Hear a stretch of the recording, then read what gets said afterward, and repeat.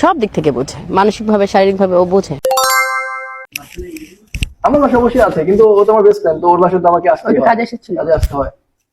সন্তানের প্রতি মায়েদের যত্নের কোনো কমতি থাকে না। অন্যান্যদের মতো আমিও ভেবেছিলাম একজন মা তার সন্তানকে খুব যত্ন সহকারে মাথা মুছে দিচ্ছে, কিন্তু ব্যাপারটা মোটেও এরকম না। না, এমন হলে তো অবশ্যই ভালো হইতো যে আমাকে ও যেমন টেক কেয়ার করে। দেখো তুমি চা বানাইছো না, এখানে যে দুধ খাও, দুধ চা এত আরো দুধ দিতে হবে, দুধ দিতে হবে।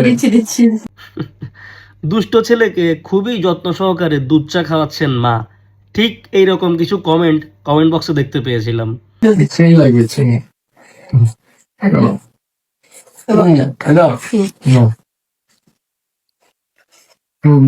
এইটা দেখার পরে এটা বলতে এইটা না, ভিডিওটা দেখার পরে অনেকের মাথায় আসতেই পারে যে ছোট ছেলেকে কোলে নিয়ে বড় নেশাখোর ছেলেটাকে কেজিতে কেজিতে চিনি দিয়ে দুধ চা খাওয়াইতেছে। বাহ, মাশাল্লাহ।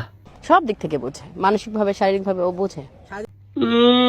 একেবারে সব দিক থেকে বুঝে, কোনো দিক আর বাকি নাই। সাবাস সাবাস সাবাস, মানে কি একটা অবস্থা।